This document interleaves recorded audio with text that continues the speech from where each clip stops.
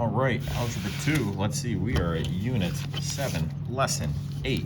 And we were learning how we could use a little graphic organizer here to put in input values, make up nice values like 3, 2, 1, 0, 2, 2, 2, and negatives, there we go. We put in some nice numbers. Now my values here are backwards than what we did in class. We did -3, -1 in one of the classes. But we're just taking those values, putting them in for x, and squaring, doing 3 squared, 2 squared, 1 squared, 0 squared, 2, 2, 2, 2, 2. If we make a table and do all those squared parts, we get those answers, and that's nice. Then if we take this minus 2x, and we do -2 times each of these x values, -2 times 3, -2 times 2, -2 times 1, and we put all those answers here. All right, and then we take that -6, wow, we put that here. And then if we combine all these, the x squared part, the -2x part, and the -6 part, add them all together, we get what the output would be. And we get these as coordinates: 3, -3, and 2, -6, and 1, -7. All right, this is an efficient way of organizing our thoughts so that we can go straight from this part to a final answer, and then graph 3 and 7. 3 and 7 as a point, and 2 and 0 as a point, and 1 and -5 as a point. But all along, the work that's under here is that we are doing some work with each part of this efficiently, taking 3 and adding 4, and 2 and adding 4, and 1 and adding 4, 0 and adding 4, and getting those answers, and then taking each value, 3 and taking away 2, 2 and taking away 2, 1 take away 2, and get those answers. Then we multiply all these together, because these two say to multiply them together. It's just a different way of showing our work. All together, we graphed them in class, and we got this graph, we got the other graph, we got our key features. Let's do number 3 and number 4 for the homework, okay? All right. So number 3, we've got one of these. It's just like what we did in class. If the rule says take the x value and square it, but then multiply by 2, let's do that with some nice values. So if we look at the table here, let's go 0, 1, and 2, and put a -1 in here, and let's go ahead and do these values. Here's the thing. See how the formula has this -4? That means there's always going to be taking away 4 at the end.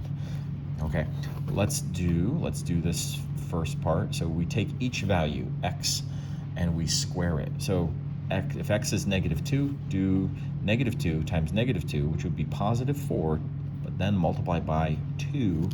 4 times 2 is 8. -1. -1 squared is +1 times 2 would be 2.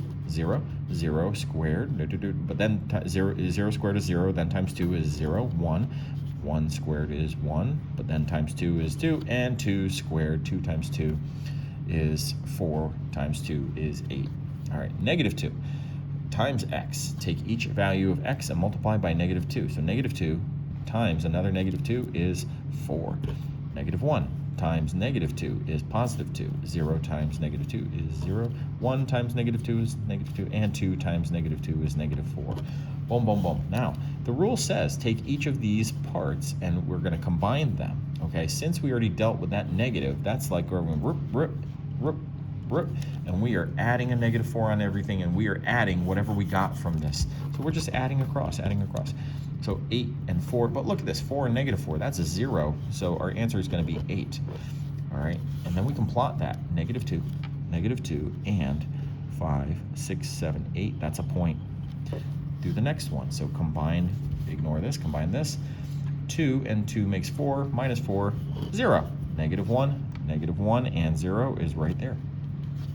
All right, take 0, 0, and -4, add them together, you get -4, so 0, -4, 0, -4 is that point.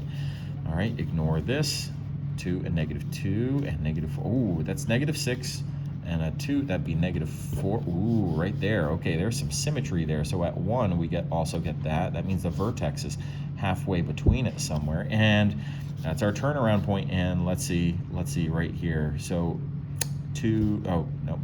This, -4 is -8 plus 8 makes 0. 2 and 0, we get that point there. That means that this one will be mirrored up here. And somewhere down there, we don't know where, is going to be the vertex. We don't know where the vertex is, but we have the 2 points on either side of the vertex. Good enough. That's how we do the homework for that one. And then let's look at number 4. Number 4 on the back side, same thing. Now, This one has 2x and x plus 3 are the two rules that we're doing. So we take these x values, let's toss that -1 in there. We're using these values. -3 times 2 is -6. -2 times 2 is -4. -1 times 2 is -2. 0 times 2 is 0. 1 times 2 is 2. Boom. All right. Take the x value and add 3. -3 plus 3 is 0. -2 plus 3 is 1. -1 plus 3 is 2. 0 plus 3 is 3, and 1 plus 3 is 4. Now multiply these two answers together. Okay, multiply, multiply, multiply, get all of these. So -6 times 0 is 0. Oh, look, another 0 pair, that's going to be 0. That means we got some symmetry here. All right, 2 times 4 is 8. -2 times 2 is -4. -4 times 1 is -4. And we graph them. We ignore these, and we look at the outside. -3, -3, and 0. -2 and -4, -2 and -4.